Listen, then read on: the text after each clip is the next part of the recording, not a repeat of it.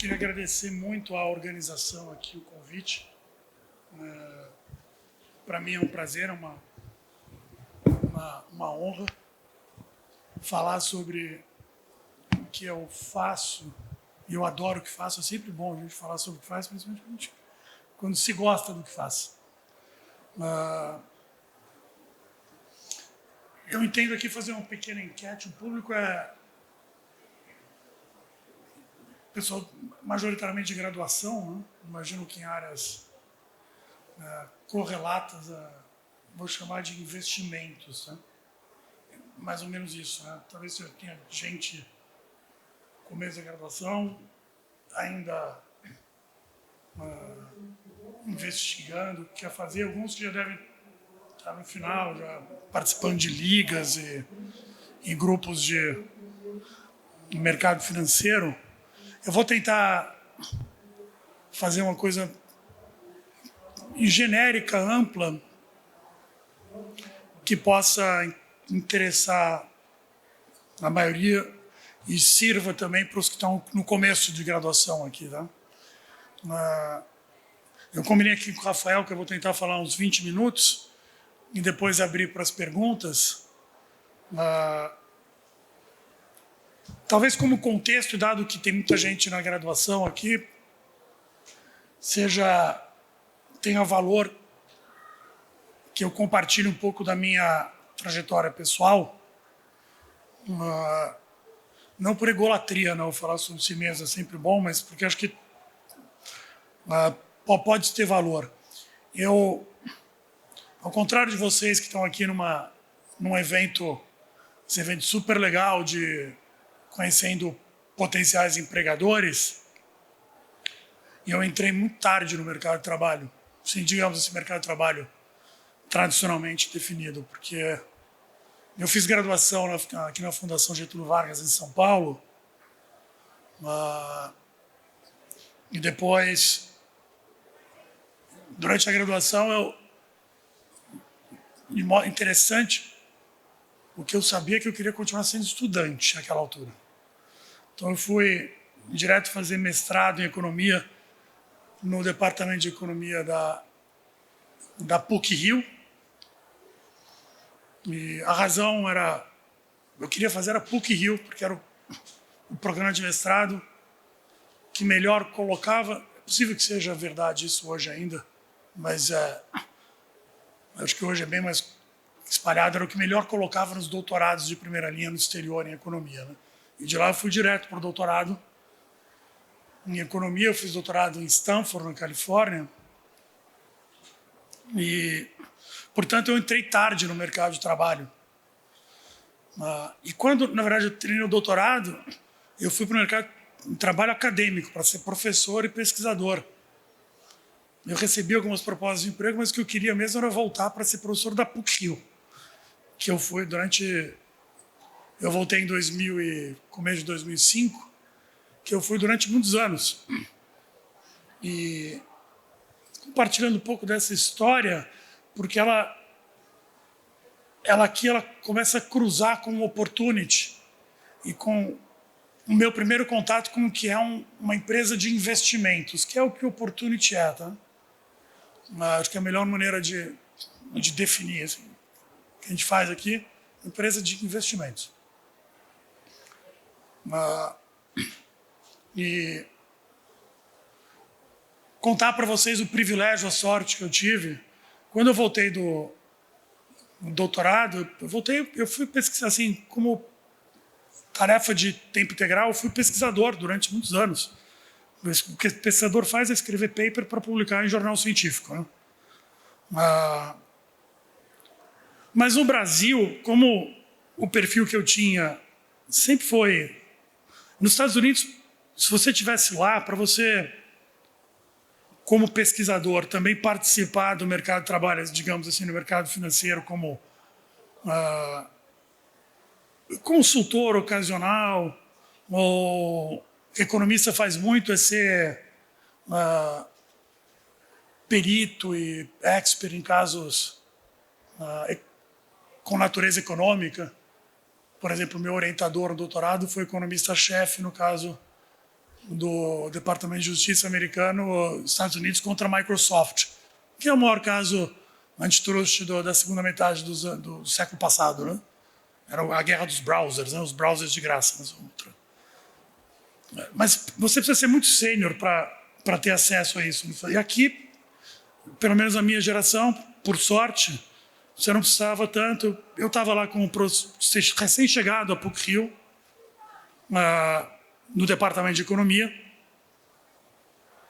lembrando uma pequena digressão, daqui uns 3 meses completam-se os 30 anos do Plano Real, né? Fecha a digressão, que é um produto do departamento de economia da PUC-Rio, né? E eu tinha um amigo que era economista-chefe do Opportunity naquela altura, professor do INSPER hoje, e ele falou, ele tinha feito doutorado na PUC, nós nos conhecíamos muito, éramos amigos na época do mestrado. Ele falou assim, por que você não vem aqui no Opportunity dar um curso para o pessoal, treinamento da área de análise de renda variável de empresas, né? Não a área que o Vitor estava falando agora, também é análise de empresas, tá? Mas a área que o Vitor, Private Equity, é quando você participa da empresa como controlador ou da gestão, né? Era de análise de empresas quando você não participa, você compra ações em bolsas, ações de empresas que a gente chama listadas, né? Eu até prefiro o termo anglo-saxão públicas, que são empresas públicas não no sentido que o governo é dono, no sentido que qualquer um pode ser dono. Você pode ir lá na bolsa e comprar, né? Um pedacinho.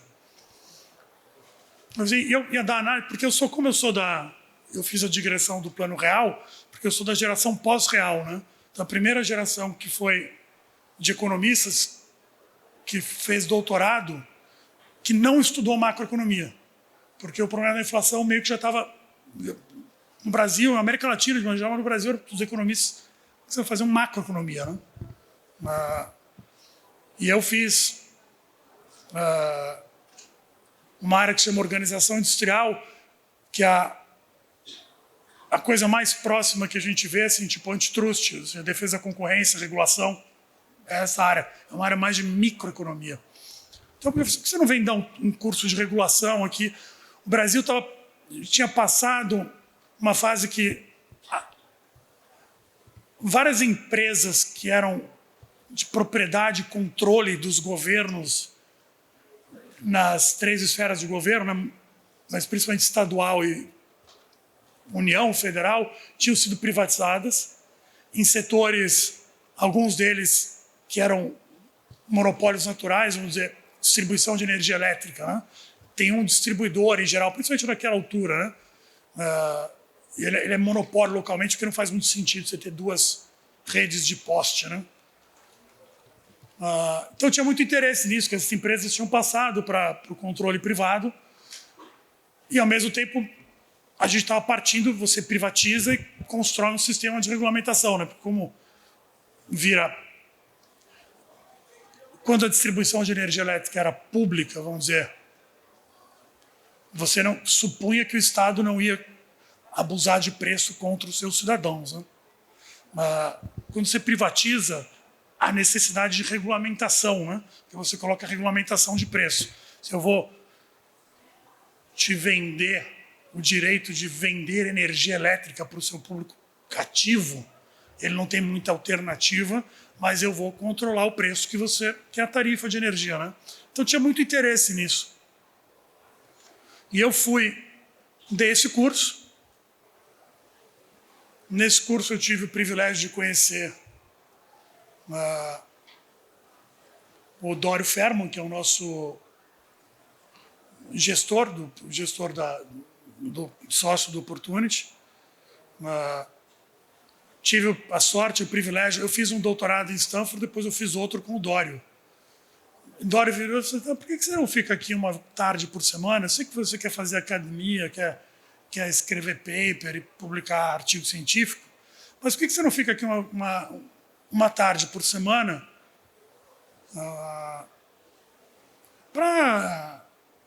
como consultor aqui da área de análise de empresas? E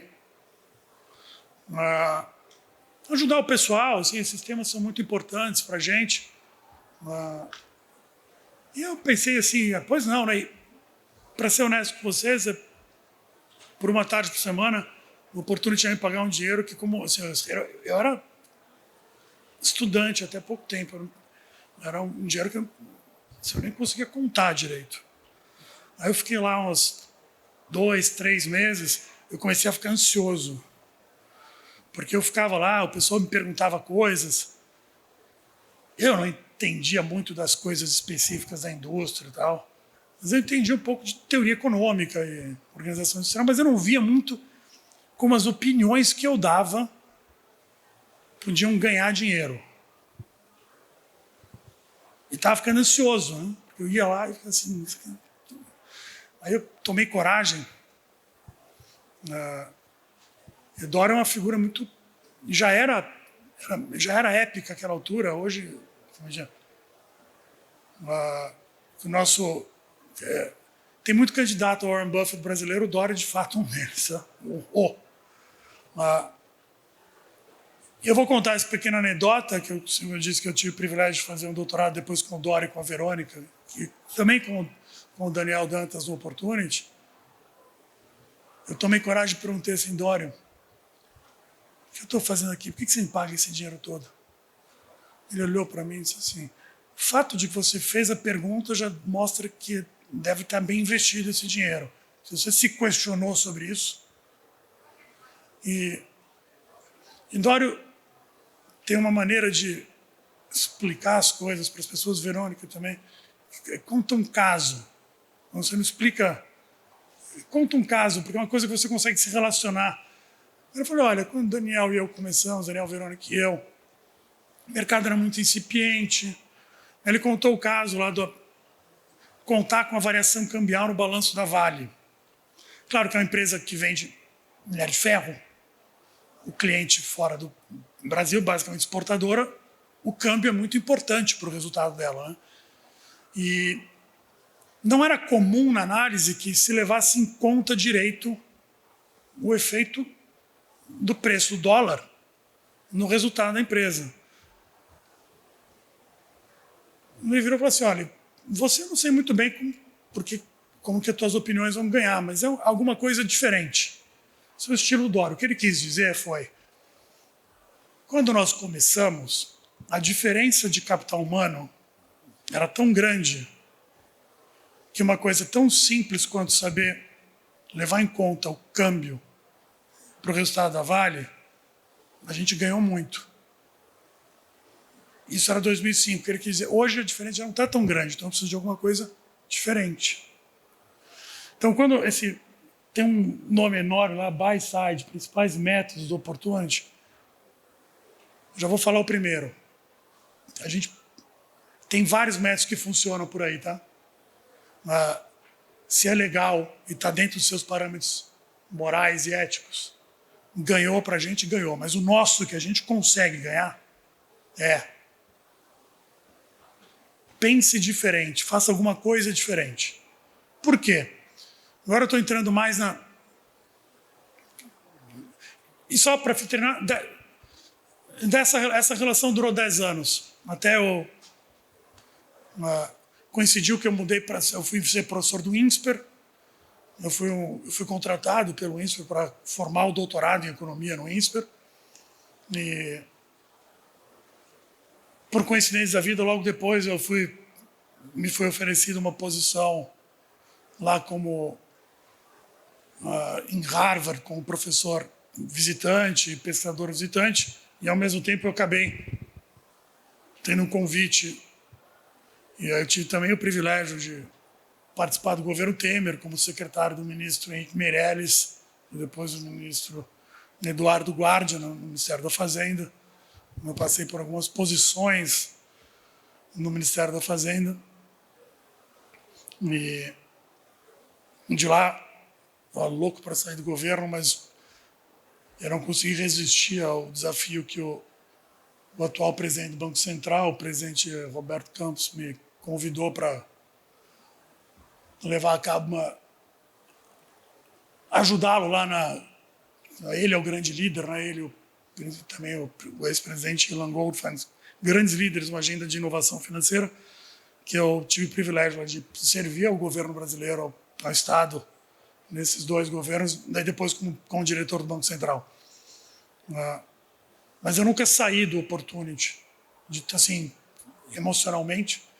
Então, quando eu deixei o governo, eu já não queria mais, eu não tenho mais idade para fazer, academia.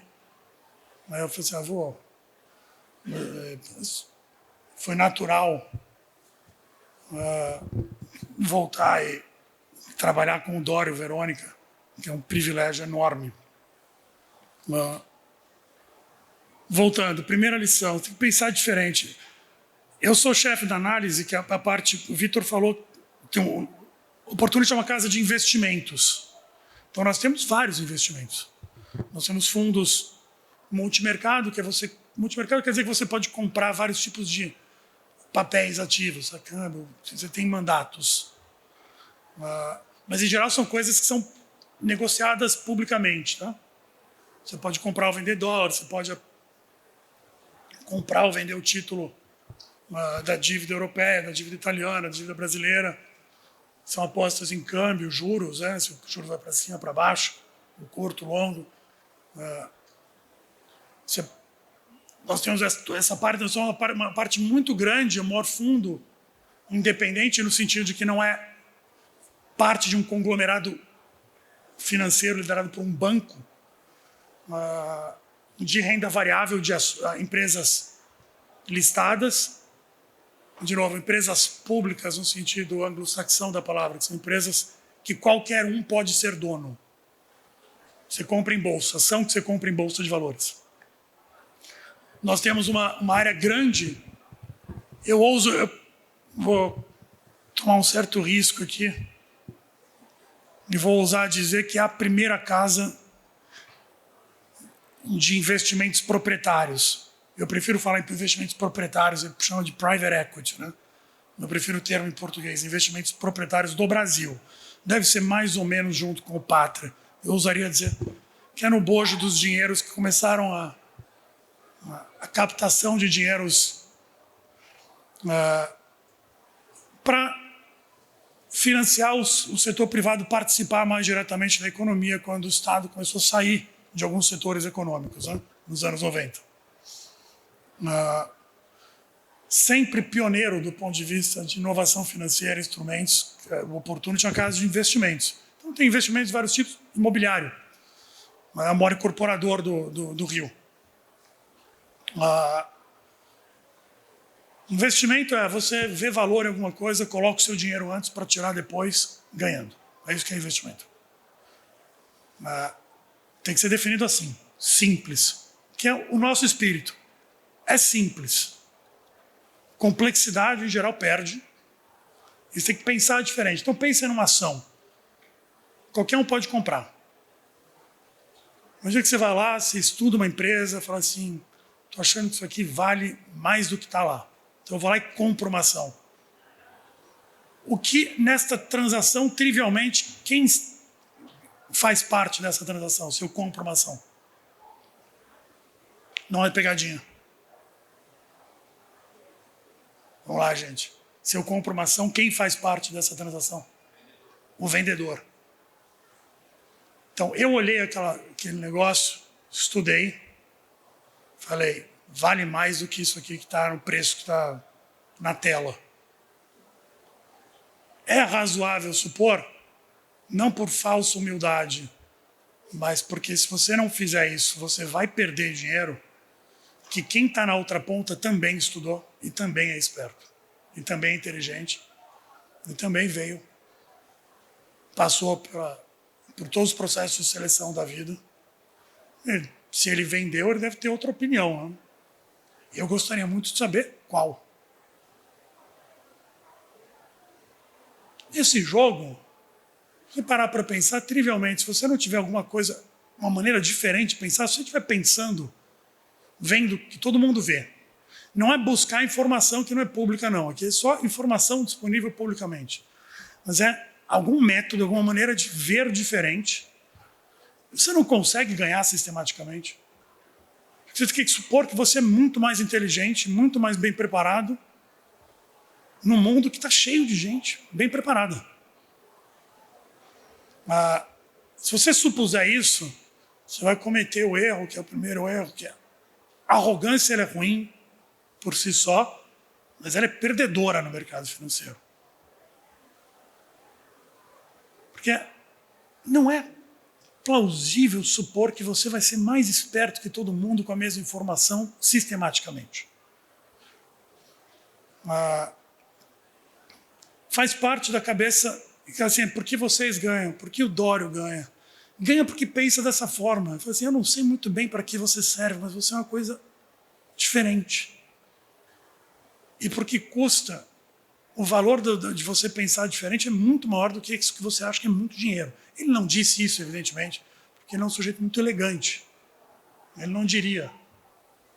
Mas é essa... Então, se você pudesse resumir o método Opportunity, é este.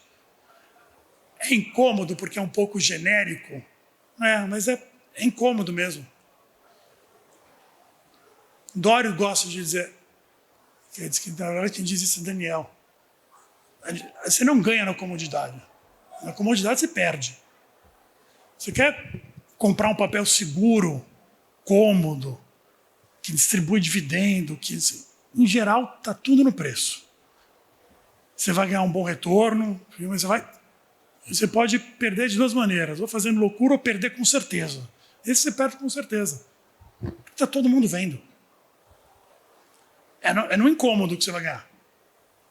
Pensando diferente no incômodo, lembrando que você pode ter uma maneira diferente de ver. Isso pode existir, existe. E eu vou dar um exemplo para vocês. Nós temos, assim, como princípio, você vai ganhar, você vai pensar diferente. Esse é o jeito.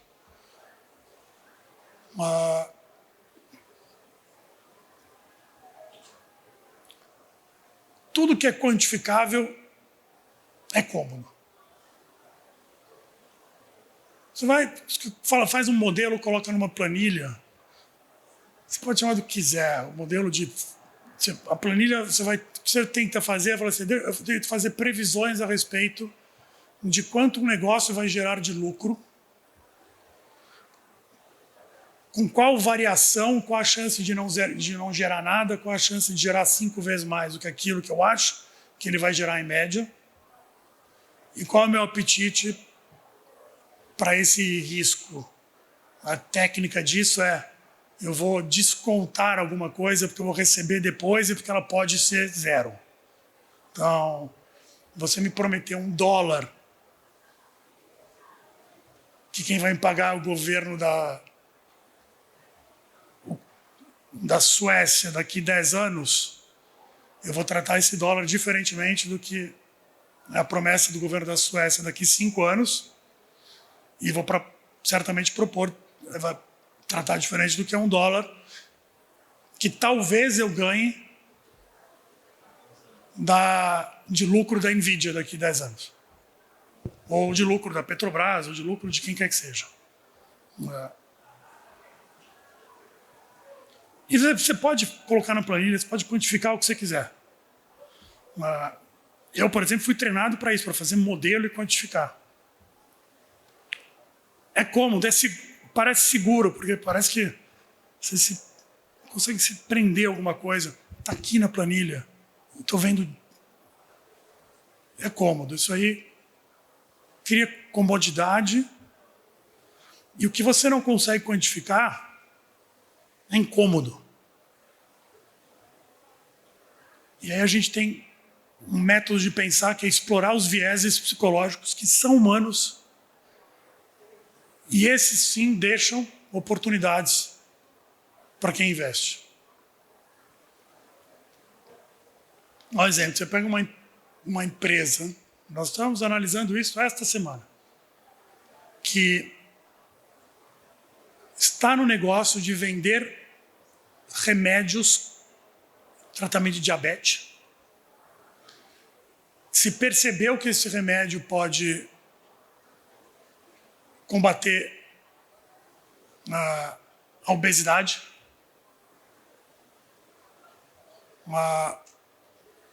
Alguém vê e diz assim, como é que você faz a conta de quanto ele pode ganhar? Aí tem uma série de complexidades, tem a patente do remédio, que vai vencer, então depois que vencer a patente, alguém pode produzir a mesma coisa com a mesma substância. Quantos vão consumir isso? Posso fazer uma conta.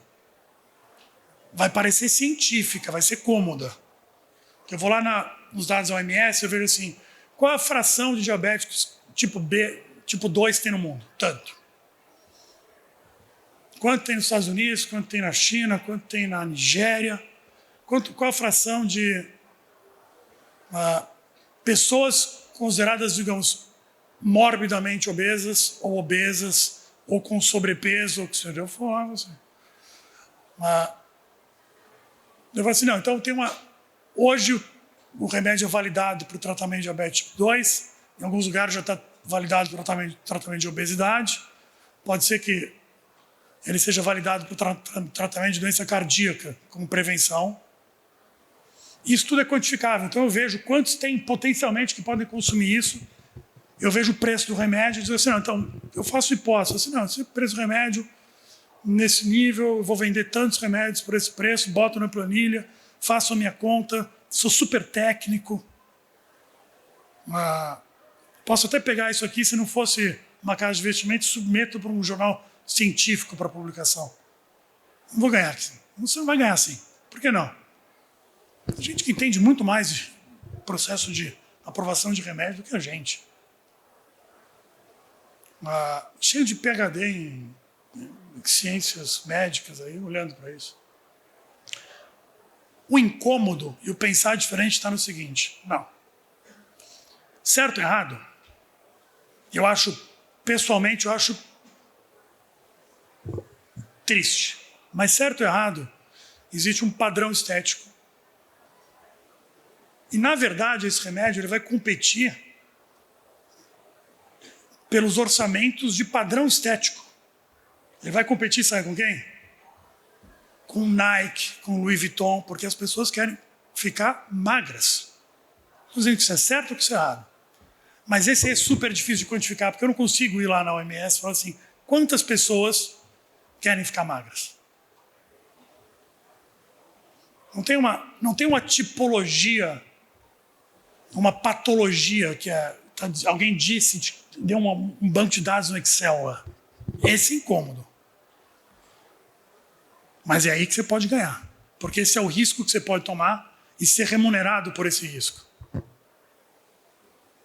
O nosso negócio, finanças, é a respeito de duas coisas.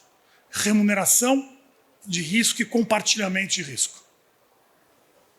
O resto, honestamente, é complexidade. O que é compartilhamento de risco? É quem provê seguro e quem compra seguro. Finanças é só a respeito disso. Como você aloca o risco em quem melhor está habilitado para incorrê-lo. Quando isso a gente vê muito concretamente numa seguradora. A seguradora faz o quê? Você paga todo mês e ela fica com o risco de te roubem o carro.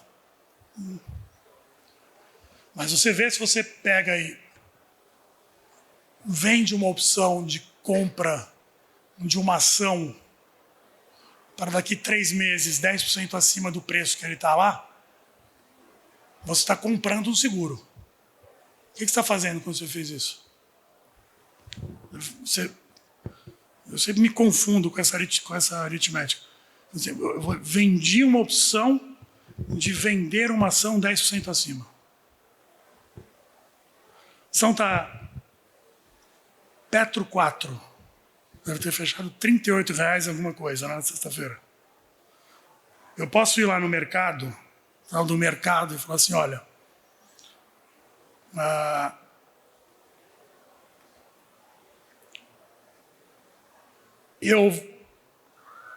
você me dá um dinheiro aqui, outra ponta. Você me paga alguma coisa e você tem o direito de comprar a minha ação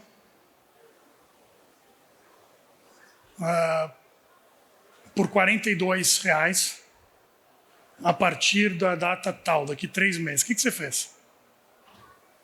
Você botou no bolso. Mas o que você fez? É o mesmo que dizer assim, não, eu acho que está caro, eu vou vender. É que você fez de outra forma mais complexa. Parece, inclusive, assim, tipo feitiçaria financeira, né?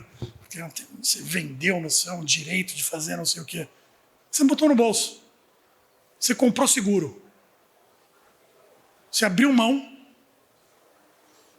A ação pode cair para 30, em cujo caso você ganhou. Você botou algum no bolso, a ação que estava 38, agora está 30. Ninguém vai querer exercer o direito de comprar por 42, né? Uma coisa que custa 30. A ação pode ter subir para menos dramático, subir para 40. Você ganhou também, porque ele te pagou. Ele te pagou o quê? O que você paga para a seguradora todo mês. A prestação do seguro. Agora, se ela subir para 50, você perdeu bastante. Por quê? Você vai ter que vender por 42 a tua ação. Você botou no bolso, você comprou seguro. É onde o risco foi alocado. Essa ciência não no sentido de científico, de saber. Essa cognição que eu acho que é vencedora, que nós temos. Eu acho que outras casas têm diferentes métodos, muitos deles vencedores. Só estou dizendo que funciona para nós, que é o nosso método. E eu aprendi, eu demorei muito para, apesar de todo o treino, a educação formal, eu aprendi muito para perceber isso. E eu percebi isso com Dora e Verônica. E é por isso que eu sempre disse que é o privilégio que eu tive de ter o 2º doutorado. Esse eu fui pago para fazer, inclusive, muito melhor.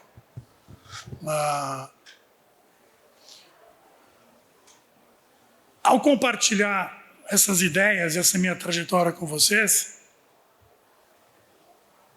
eu espero adicionar o valor que ela tem, que é a minha experiência de vida e algumas percepções a respeito de como o preço é formado, como você pode ou não ganhar, mas não é para adicionar comodidade, não.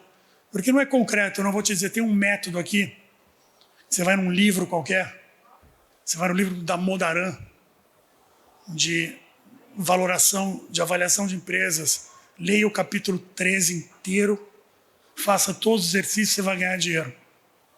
Não vai. Talvez seja a condição necessária saber aquilo. E a gente, evidentemente, que os nossos analistas, a nossa análise, é toda tecnicamente de primeira linha, vai saber fazer. Mas não é condição suficiente.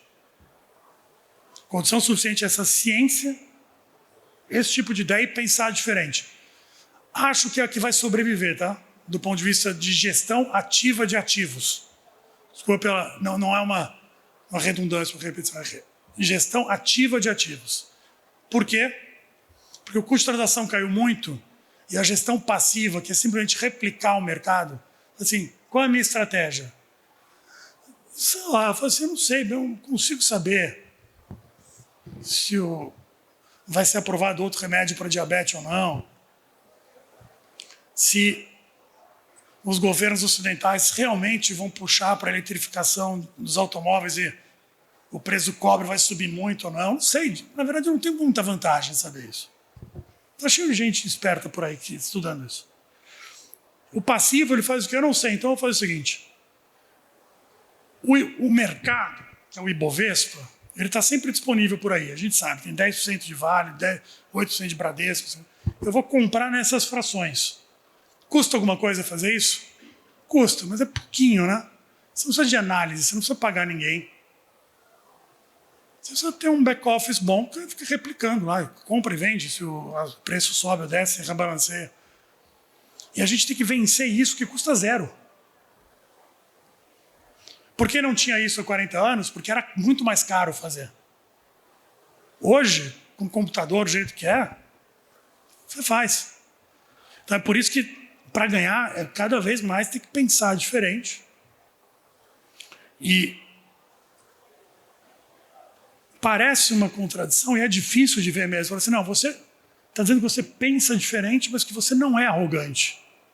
É isso mesmo. A gente sabe que do outro lado tem um sujeito que é tão esperto quanto.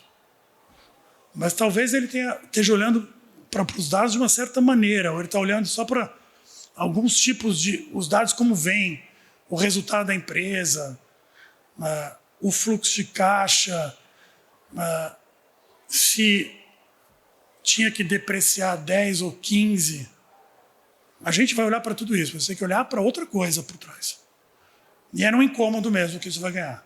Na comodidade vai ser, eu acho que é difícil. Falei muito mais do que eu deveria, eu vou abrir para pergunta aqui, desculpa. Perdão.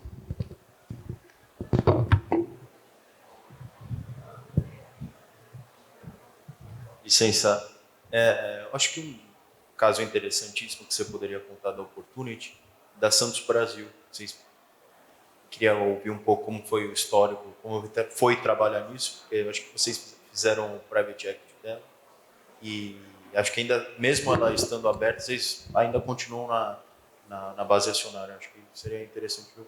Obrigado. Imagina. Obrigado pela pergunta. Eu não sou mais qualificado aqui. Eu estou que o Vitor é muito mais qualificado para responder essa pergunta do que eu. Eu tenho um histórico muito longo com o Opportunity, de 2005 a 2013, 2014, e agora desde agosto de 22. Mas eu participei de discussões de private equity muito mais em algumas arbitragens que nós tivemos lá nos anos... Eu não conheço exatamente a posição de Santos Brasil. O que eu posso falar de Santos Brasil é como analista de empresas listadas. É uma baita empresa, num ativo muito escasso, certamente muito valioso para uma economia cuja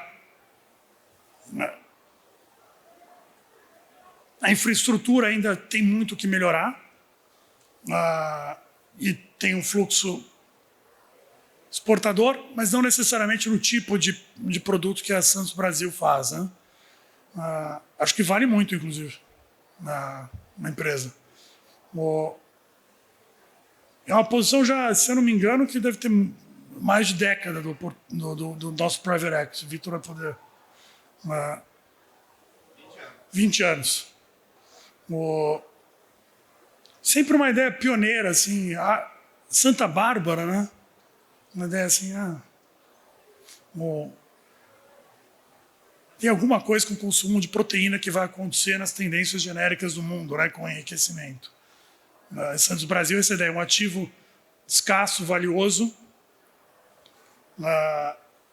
e que vale a pena você operar para fazê-lo eficientemente. Às vezes você acha que vale, às vezes não vale, mas você pode ter alguma vantagem ou não, faz sentido no teu negócio.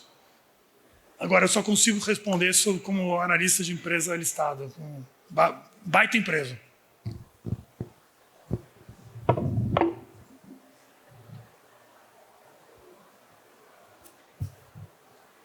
Você comentou um pouco a respeito do dólar, né? E quando a gente olha ações para o Brasil esse ano, como você tem visto a parte macro mesmo para esse ano? Obrigado. Olha, tem uma parte... Eu vou pegar a tua pergunta e fazer uma introdução que... Mas eu chego lá, tá? Vou te dar uma resposta. Eu falei um pouco de vieses. A gente ter ciência do que são os nossos próprios vieses, ou seja... Essa é uma casa de renda variável. Muita renda variável Brasil, tem muita renda variável global também. Quase sempre muito alocado. Então nós temos um viés muito otimista quase sempre. Tá? É um pouco por construção. A minha visão de Brasil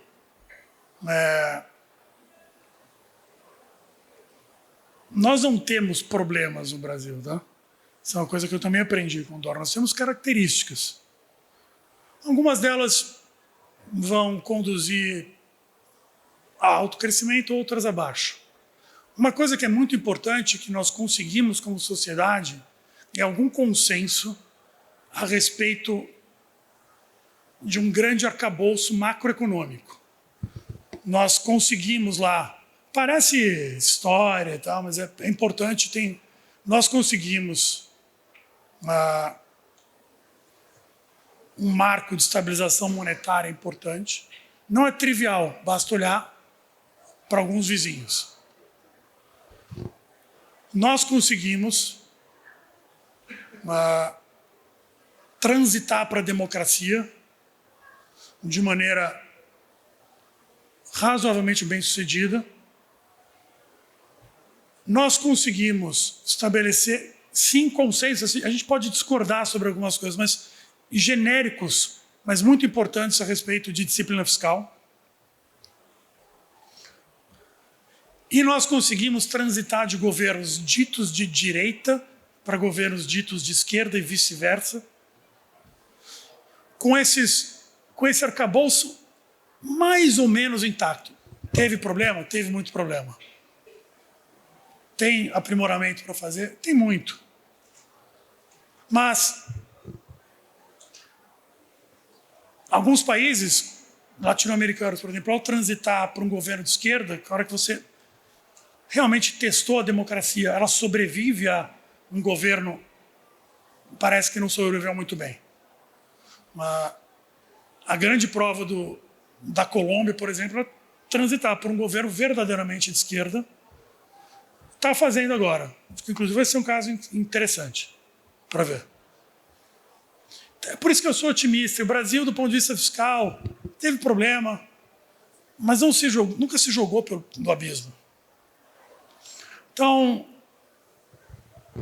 acho que se ajeita. Acho que a gente tem uma evidência que algumas reformas que foram feitas por vários governos, ao longo de vários governos, incluindo o que está hoje genericamente ocupando o executivo no nível federal, estão tendo sim efeitos sobre a capacidade de crescimento de longo prazo do país, mas a gente vai demorar ainda para saber muito ao certo. Para fazer uma aposta positiva em Brasil com isso vai ser num incômodo.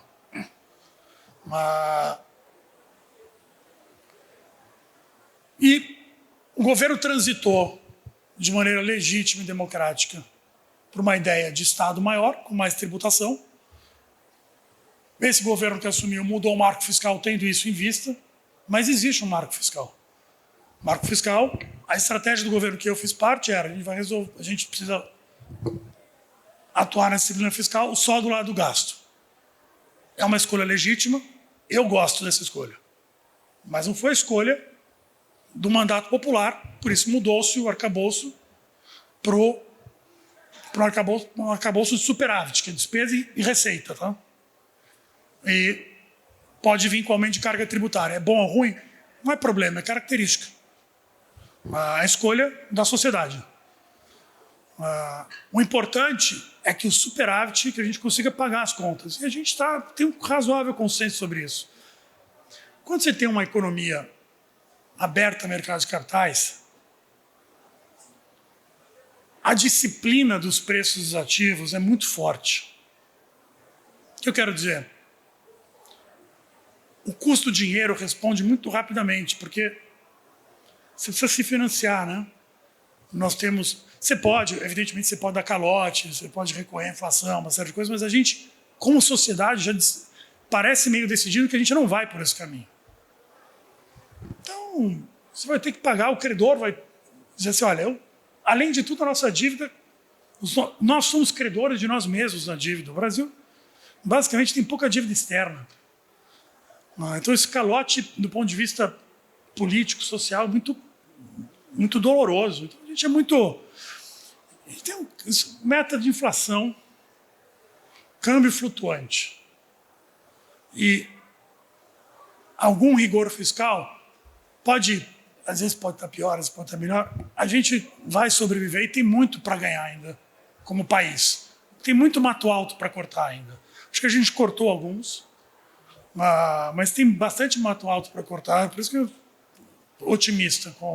Acho que dólar tem muito mais a ver com movimentos de curto prazo, com diferencial de juros e muito mais ancorado na política, no problema de inflação nos Estados Unidos, grosso modo, do que qualquer outra coisa. Acho que se fosse só no fluxo comercial, eu teria uma outra visão de câmbio, tá? Do que esta que está aí. Mas não é só o fluxo comercial, tem diferencial de juros também. Também pegando um gancho nisso que você falou, a nossa próxima palestra vai ser com o Tom Azul sobre cenário macro-americano. Então, acho que talvez ele fale um pouquinho mais a fundo disso. Mais alguma pergunta? Acho que a gente ainda tem tempo. Tudo bem, João?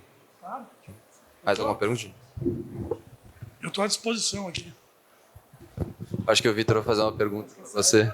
É uma pergunta Essa é uma pergunta qualificada. É uma pergunta tabelinha. Não, tem um tempo que a gente não se fala. Eu queria a sua opinião, pegando um pouco o gancho da pergunta do dólar e pensando mais macro e longo prazo, né? Como é que está a sua visão em relação ao Brasil, ao dólar, olhando o Brasil como exportador de petróleo agora que a gente está se tornando, né? Eu acho que o dólar que a gente chama de câmbio real, né? Câmbio real é como taxa de juros neutra, alguma coisa que os economistas... É uma criação mental dos economistas que é muito útil, mas a gente não sabe exatamente o que é. Então, só para... que a gente fala em câmbio real, em geral, você pega assim, quanto estava o dólar há 10 anos? Quantos reais você precisava para comprar um dólar? Daí você coloca a inflação no Brasil, você vê a inflação em dólar, você vê se o câmbio real desvalorizou ou não, né? Porque o dólar passar de 3 para 5, se a inflação brasileira foi 20% ao ano, se a inflação americana foi 1%, é muito diferente do real passar de 3 para 5, se a inflação brasileira foi 3% ao ano e a inflação americana foi 3% ao ano também, né? Em particular, no primeiro, teria se valorizado muito o câmbio, na verdade, real. E eu acho que o câmbio real brasileiro que o real está subvalorizado do ponto de vista real. Essa é uma opinião pessoal minha. É só ver os nossos fluxos comerciais e o que tem ocorrido. Então, você imagina, se você tem superávit comercial muito grande, crescente, o que vai acontecer é que a oferta de dólar aumenta aqui e o preço do dólar vai cair. Essa é a força do comercial. É que tem outra força que é o financeiro, não é só o fluxo comercial, é quanto entra, quanto que eu ganho aplicando no título da dívida americana e quanto eu ganho, grosso modo, tá? Você pode aplicando na dívida em real, na dívida do governo brasileiro, vamos pensar assim. E esse diferencial de juros, ele está baixo historicamente porque os americanos tiveram que puxar muito os juros lá pelo choque inflacionário que eles tiveram, que assim, não cabe agora, neste momento, a gente dizer por que aconteceu e tal. Então, se você tiver um diferencial, o diferencial de juros brasileiro e americano vai ser 3,5% ao ano, 3% ao ano, que eu acredito que vai ser. Tipo, os juros deles... Pensando a taxa do Fed que não acelera a inflação. A verdadeira, vamos dizer, que não acelera a inflação. Vamos dizer que essa fosse 4% ao ano. E a nossa fosse 7%. E você travasse isso para sempre, 8%. O que virá de produção de petróleo e o que pode vir da parte comercial no Brasil é para o câmbio se valorizar no Brasil, o real se valorizar. E é uma coisa boa. É sinal que você ficou mais rico. Você como país, né?